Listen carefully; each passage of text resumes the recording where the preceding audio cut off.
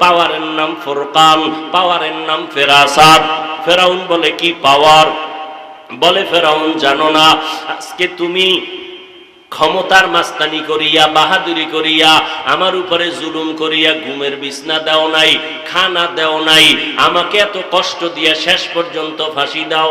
আমার রব আমার কেমন দয়াময়, তোমার কাছে বারবার খানা চাইছি দাও নাই, তোমার কাছে থাকার জায়গা চাইছি দাও নাই, আর আমার রব এত দয়ার মালিক, আমি আমার রবের কাছে তার পাশে জান্নাতে একটা ঘর আমি চাইছি। আমার মাওলা আমার কলবের চক্ষু খুলিয়া দিছি, আমি ওই জান্নাতের ঘরটা এখন তাকায়া দেখতেছি, কত সুন্দর ঘর। ও ফেরাউন তুমি জানো না, হাজার লক্ষ ফেরেশতারা অপেক্ষায় আছে আমাকে স্বাগতম দিয়া জান্নাতে নেওয়ার জন্য। আমি এই খুশিতে হাসতেছি, আমার কান্না বন্ধ হয়ে গেল। ও পর্দার আড়ালের আম্মা জান, ফেরাউনের মতো বেঈমানের ঘরে থাইকা আসিয়ার মতো বান্দি আল্লাহর এমন পেয়ারা বান্দি হয়ে গেলেন।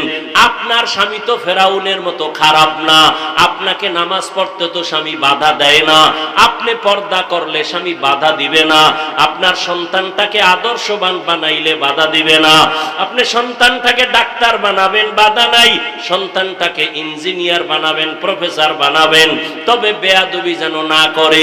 আপনি এমন আদর্শ দিয়া যাবেন সন্তান যেন সবার দোয়া নিয়ে চলতে পারে। ডাক্তারও যদি হয় আপনার আদর্শের কারণে ডাক্তারি করবে, ফাঁকে ফাঁকে কোরআন শরীফ পড়িয়া মায়ের জন্য দোয়া করবে, বাবার জন্য দোয়া করবে। এরে আম্মা জানেরা, এখনো যদি পারেন তওবা করে নেন, মনে মনে আল্লাহকে বলেন, আল্লাহ আমার মতো নারী ফেরাউনের ঘরে থাইকে যদি তোমাকে মোহাব্বত করতে পারে, ইমানদার হতে পারে, আমি কেন পারবো না?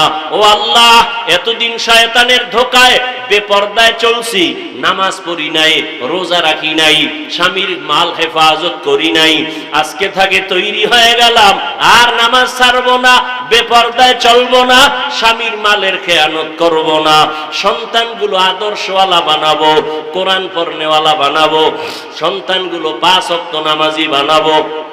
ও বৃদ্ধ বাবাজিরা, আপনারাও আল্লাহর কাছে তওবা করেন, মনে মনে আল্লাহকে বলেন, আপনার মতো কত বুড়া মানুষ মসজিদে গিয়া 5 বেলার নামাজ পড়ে, আপনি কেন পারবেন না? এখনো সময় আছে, তওবা করেন। ও আমার কলিজার যুবক, এখন থেকে তওবা করে নাও, মনেরে বুঝাইয়া আল্লাহকে মনে মনে বলো, হে আল্লাহ, রিজিকের মালিক তুমি, হায়াতের মালিক তুমি, সম্মানের মালিক তুমি।